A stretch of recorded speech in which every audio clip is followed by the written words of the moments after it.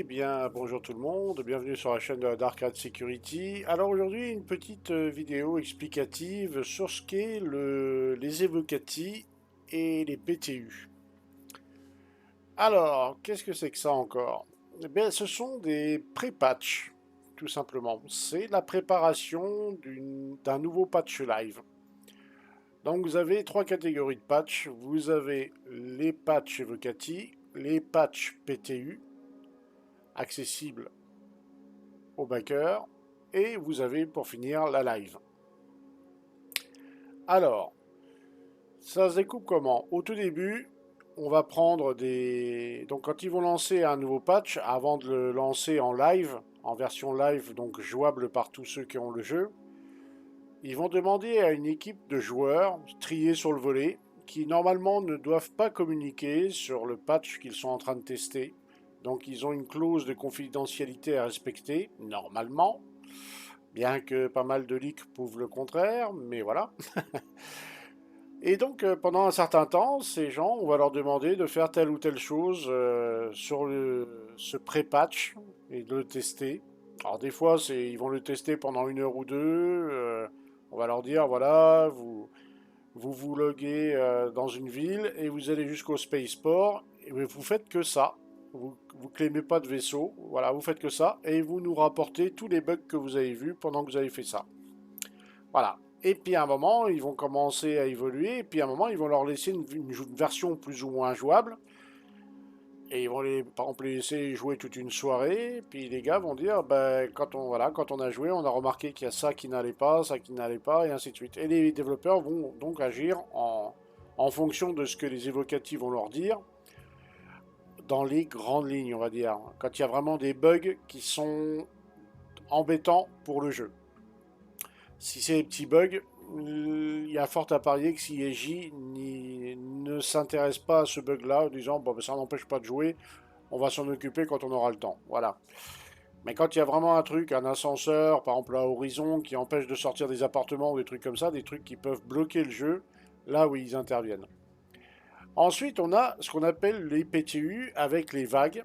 Donc PTU vague 1, c'est les concierges, donc ceux qui ont lâché plus de 1000 $, je crois, dans le jeu, et ceux qui sont abonnés, donc qui ont des abonnements Imperator et Centurion, je crois. Voilà, les subs. Donc eux, ils ont accès à cette première vague du PTU, donc c'est la première mouture en test de ce que va être la live. Donc ils vont tester, voilà, ils peuvent se connecter.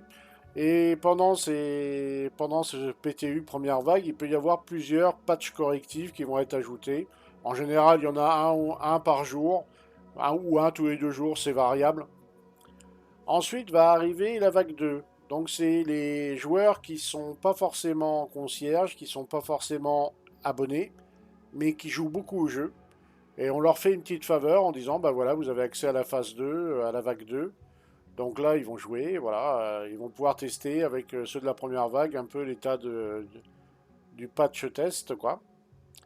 Et ensuite va arriver la vague 3, où tous les joueurs qui ont acheté le jeu, qui ont souscrit au jeu, vont pouvoir tester ce qui deviendra plus tard la live.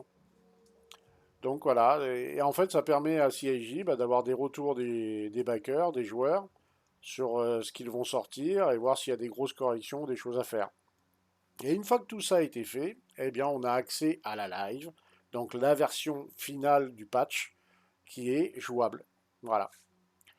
Et l'IAE, à l'heure actuelle, qui est accessible en free fly, c'est une live, une 3.17.4 live. Mais en temps normal, avant ça, il y a eu la vague Evocati, la première vague accessible aux joueurs, la deuxième a été très rapide, hein, ça n'a pas duré très très longtemps, ça a dû être sur une journée. Et ensuite, la vague 3, enfin ce qu'on appelle aussi la vague 2 plus communément, parce qu'en général, la vague 2, on la compte pas, hein. On passe vite de la vague 1 à la vague 3, donc on dit vague 1 et vague 2 pour simplifier. Et donc, voilà à quoi ça ressemble les histoires de PTU. Ça varie, alors en fonction des patchs, ça varie dans la longueur, hein. En général, les évocatifs font plusieurs semaines de test, au moins 2 semaines minimum.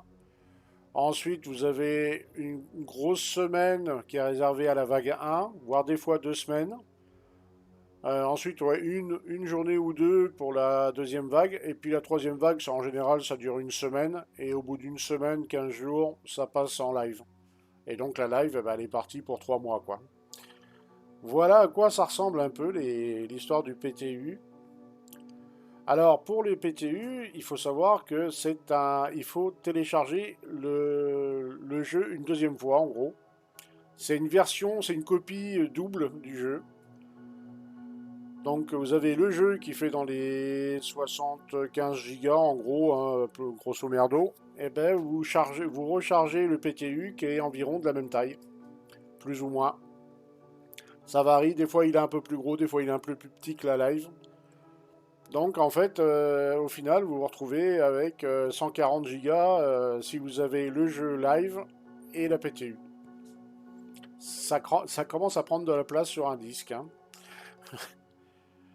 Et ça, donc, c'est valable. Une fois que c'est passé en live, la PTU est finie. Et on attend que, bah, par exemple, il y ait une 3.17.1. Et là, ils vont ressortir un PTU, donc avec des évocatifs. Et c'est reparti à chaque fois. Dès qu'ils lancent une vague PTU, on recommence le cycle évocatif, vague 1, vague 2, vague 3, et ainsi de suite. Voilà. Donc là, on a eu la 3.17.4, il y a eu donc vague PTU et ainsi de suite. Et à la 3.18, quand elle va arriver, eh bien, on va avoir le même phénomène. Là, on a les évocatifs qui sont en train de tester. Après, on aura la vague 1 et la vague 2 et 3. Voilà. En gros, c'est comme ça que ça fonctionne, le PTU dans Star Citizen. Et donc, eh ben, ça prend de la place, hein, parce que c'est comme si vous chargiez le jeu une deuxième fois.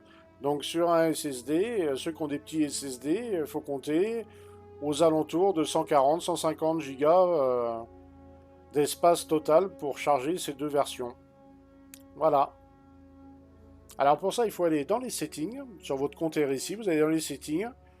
Ensuite, vous allez voir dans settings, il marque comment PTU. Donc vous copiez le compte PTU et là à ce moment-là vous pouvez le charger.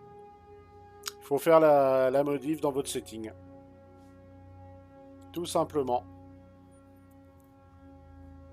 Et à chaque fois que vous allez changer de PTU, vous serez à chaque fois obligé d'aller dans le setting sur le site Robert Space Industries et de recopier pour avoir le nouveau patch PTU. Alors par contre, une fois que vous l'avez fait, ensuite les mises à jour, les correctifs des patchs PTU se font automatiquement. À chaque fois, le launcher vous dira install et ainsi de suite. Voilà. Alors c'est un peu compliqué, oui, mais une fois qu'on connaît un peu le truc, après ça va tout seul. Alors ça vous permet, le PTU, ce qui est pratique, c'est que ça vous permet, par rapport à certains, d'avoir le nouveau patch en main un peu avant les autres, et de vous familiariser un peu avec les nouveaux gameplays qui vont être mis en route. Et comme ça, bah, quand vous avez des collègues qui sont sur la live, ça vous permet de leur expliquer un peu mieux ce que les nouveaux gameplays, leur expliquer un peu comment il faut faire avec les nouveaux gameplays. Voilà. C'est les petits avantages du patch PTU. Après, il y a ceux qui ne veulent pas en entendre parler parce ils veulent pas être spoilés là-dessus.